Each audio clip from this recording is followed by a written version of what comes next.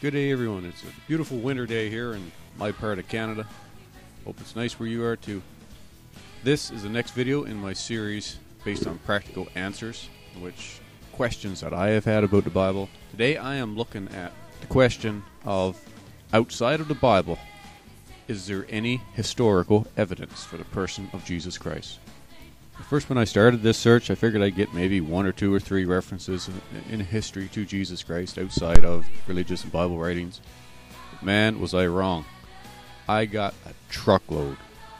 In fact, I've got so many, I don't know if I can squeeze them all into this short 10-minute video, but I'm going to try. Let's go.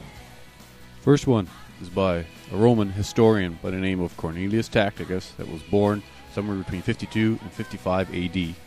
Cornelius Tacitus lived during the reign of the infamous Nero and writes about Nero. He also mentions Jesus, he mentions Christ, and the Christians.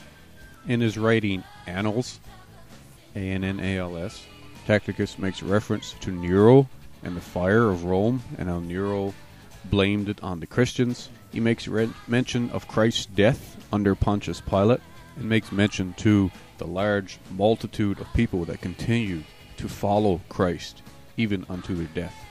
I'm going to quickly read just a part of what Tacitus says here.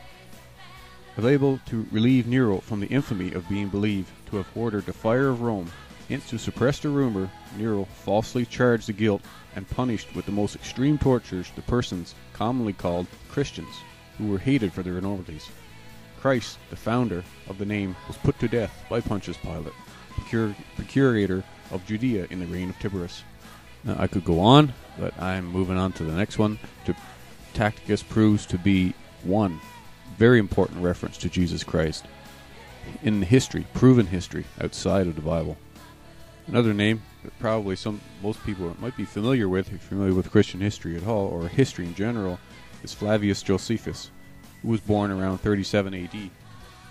Flavius Josephus recorded a lot of Jewish history and how they were impacted by the Romans of his time.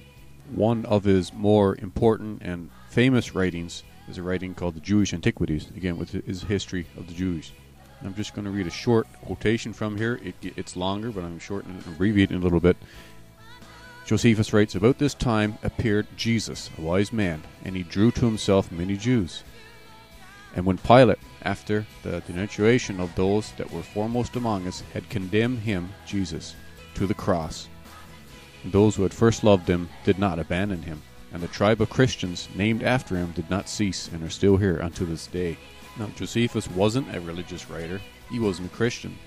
He was a Jew, but he was interested more in the politics and the history of the Jews and their oppression under the Romans.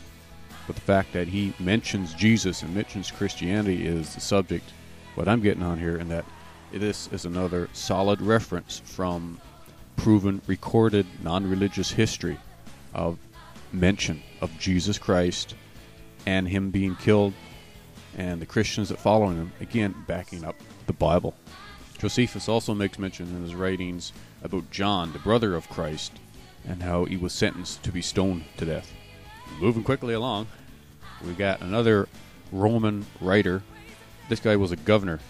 The name is Plinius Sidonius, also known as Pliny the Younger. Pliny the Younger was a governor of Bithynia in Asia Minor around 112 AD.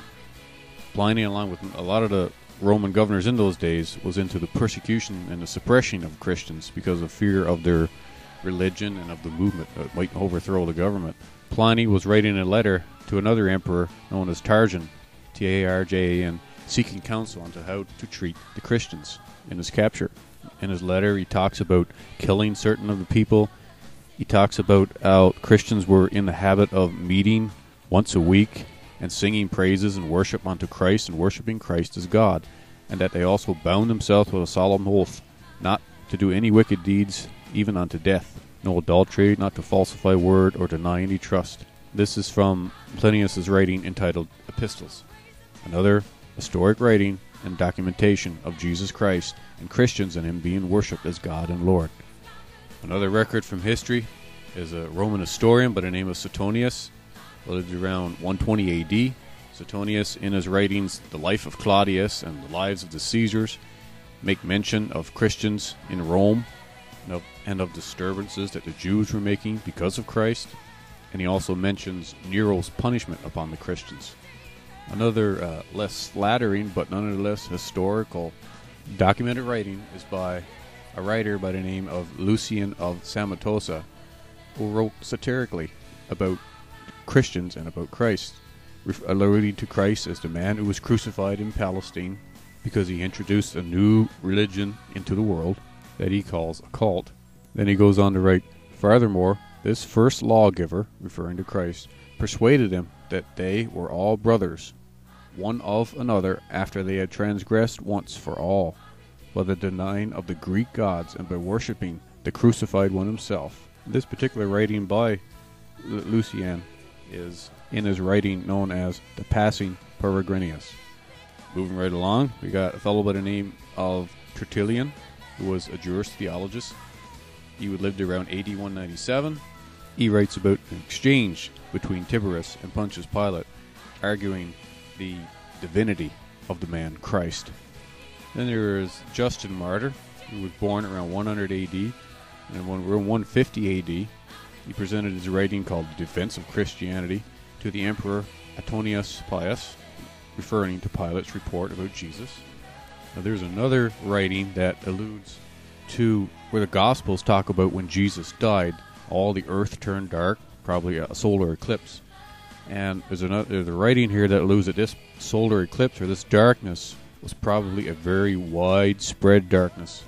A Greek writer known as Philogon, around 137 AD, he writes in his writings, he reported that in the 4th year of the 202nd Olympiad, which is the same date as 33 AD, or the same date when Jesus died, there was, quote, the greatest eclipse of the sun, and that it became night in the 6th hour, which is noon, of the day, even so that the stars appeared in the heavens.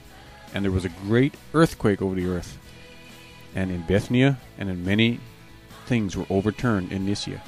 Philogon's writings are quoted by another historian, 2nd century historian known as Julius Africanus. Again, these things coincide perfectly with the Bible's rendition of the earthquake and the darkness that occurred after Jesus Christ was crucified. In the British Museum, there's an interesting manuscript of a letter known as the Letter of Marabar Serapion. Now, he was a Syrian, and he wrote this letter around AD 73. In his letter, he's talking about how a lot of wise men throughout history up to that time have been killed by society and rulers. And in his letter, he mentions how that the Jewish officials of the day had Jesus killed. And Mara goes on to say, nor did this wise king die for good, because his teachings live on in what he has given us. Then we have the Jewish Talmuds, which were a contemplation of Jewish history by Jewish historians and religious historians, completed between the time frame of 100 to 500 AD. And in these Talmuds, they mention Jesus, calling him Yeshua of Nazareth, which is Jesus of Nazareth. And they talk about how Jesus was put to death. And they say, quote, do you suppose that for Yeshua of Nazareth there was any right of appeal? For he was a beguiler. Or this word is used in reference here to someone who deceives or uses sorcery. A quick reference there to Mark 3 verses 20 to 30, in which they accused Jesus of using sorcery and being of Satan as the reason why he could do miracles and signs and wonders.